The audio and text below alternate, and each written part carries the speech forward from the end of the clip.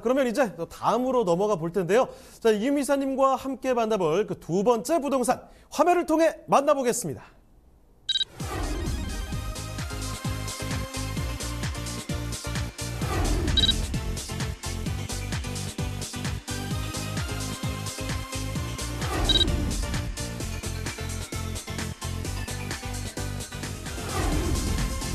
이김 이사님이 선정해 주신 두 번째 부동산 네트워크.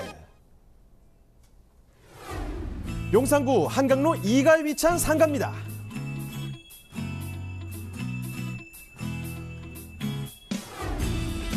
소개해드리는 상가는 서울의 중심 입지, 교통의 요충지인 용산구에 자리 잡고 있습니다. 용산구 한강로 2가 상가는 1호선과 경의중앙선 용산역에서 도보로 가능한 약 2분 거리인 역세권에 위치해 있습니다. 자, 이사님, 용산구의 생활 인프라는 어떤가요? 네, 용산구 한강로 2가는 편리하고 쾌적한 주거 환경이 잘 갖추어진 지역입니다. 사통팔다리 교통망을 갖춘 용산구는요, 아시다시피 광화문, 여의도, 강남 등의 직주 근접지로서 직장인의 수요가 풍부한 곳이기도 합니다. 남산공원과 인접해 있기 때문에 쾌적한 녹지 공간이 조성되어 있어서 산책과 휴식이 가능한 그런 공간입니다.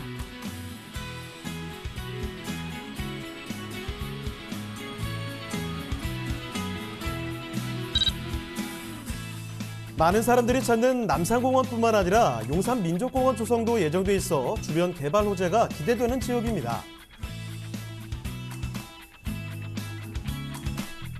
각종 개발 호재로 앞으로의 미래 가치가 더욱 상승될 것으로 전망되는 용산구 한강로 2가의 상가입니다.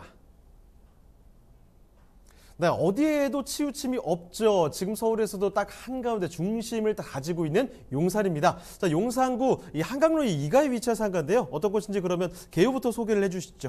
네, 서울시 용산구 한강로 2가에 있는 상가입니다. 위치는 1호선 경의중앙선과 용산역, 또 신분당선이 예측되어져 있는 그런 곳이기도 하고요. 그곳에서 2분 거리에 있는 상가입니다. 전용 면적은 8.97평방미터이고요. 총 4층 중에 1층 상가입니다. 준공은 1987년도 7월에 준공이 완료됐고요. 매매가는 1억 7천만 원을 예상하고 있습니다. 네, 그럼 건물 특징도 한번 살펴보겠습니다. 네, 1987년도의 건물이기 때문에 사실은 굉장히 오래된 재건축 상가라고 말씀드릴 수가 있습니다. 지금 재건축, 재개발의 열풍 때문에 많은 분들이 집중을 하고 있는 곳이기도 한데요. 재건축 상가이기 때문에 앞으로의 미래 가치를 보시고 투자를 하셔야 되는 그런 상가라고 말씀드릴 수가 있습니다. 1호선 용산역이죠. 용산하면 지금 굉장히 핫하기 때문에 저희가 세미나를 진행하다 보면은 대부분 묻는 분들이 용산은 돈 된다. 그럼 어디에 투자해야 되느냐 이런 얘기들을 많이 하십니다. 신축 다세대라든가 재개발이 되는 지역들의 투자에 관심들을 많이 갖고 있는데요.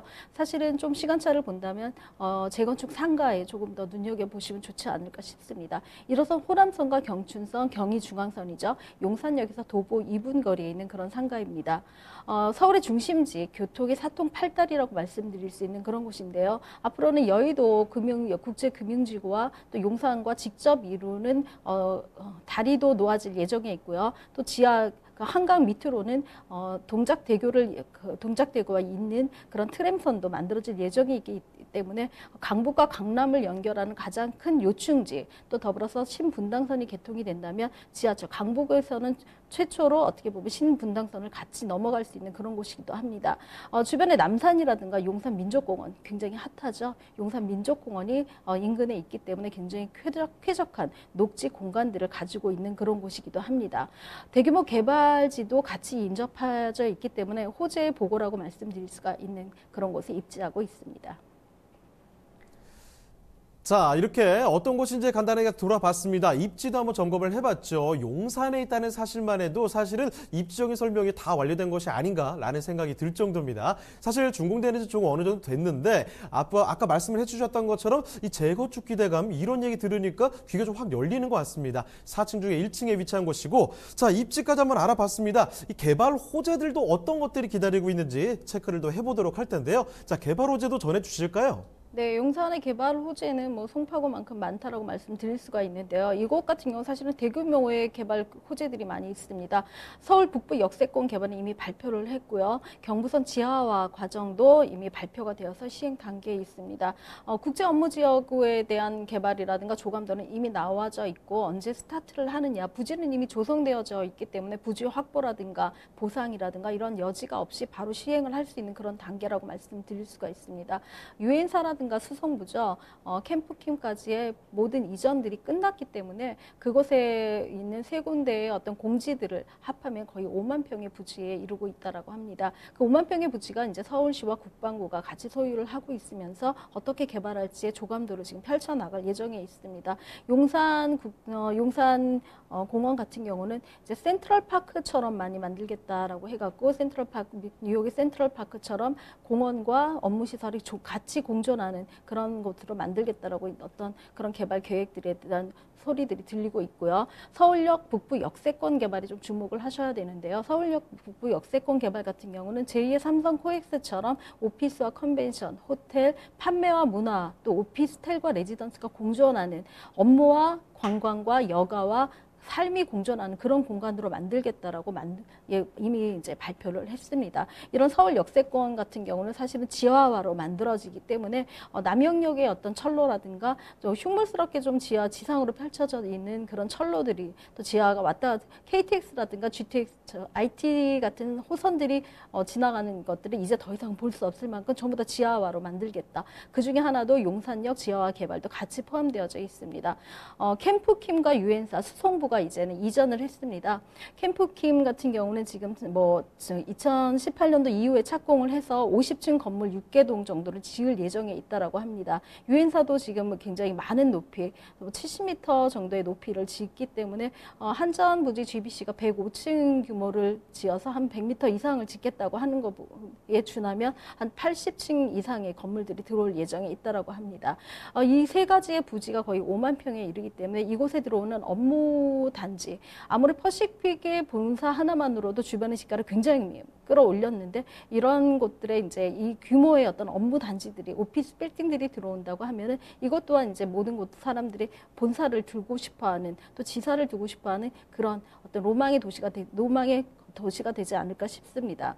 이런 개발 계획들이 있고 GTX A 노선과 B 노선의 개발 계획도 있기 때문에 A 노선과 B 노선이 또 들어가서 신분 당선의 연장까지 해서 용산역의 호선들이 굉장히 많아질 예정이고 그것들이 모두 지하에서 움직일 수 있기 때문에 지상에 있는 분들이 쾌적한 공간들도 확보할 수 있는 그런 곳에 있다라고 말씀드릴 수가 있습니다. GTX A 노선과 B 노선 이외에 신분 당선 연장 사업에 좀 주목을 하셔야 되는데요. 사실 모든 것은 강남역을 기준으로 한다. 부의 척도가 강남을 기준으로 한다라는 어떤 부동산의 원칙대로 따진다고 하면은 1단계 신사역에서 강남역까지 또 2단계 용산에서 신사까지 이루어지는 단계별로 이거 점차적으로는 용산에서 강남까지 이루어진 2024년이면은 개통할 예정에 있기 때문에 강남과 다이렉트로 갈 수 있는 환승 없이 다이렉트로 갈 수 있는 그런 역세권에 위치해 있기 때문에 사실은 서울 북부 역세권 개발보다는 용산 역세권 개발에 조금 더 좀 주목을 하시는 게 더 낫지 않을까 싶은 그런 생각을 합니다.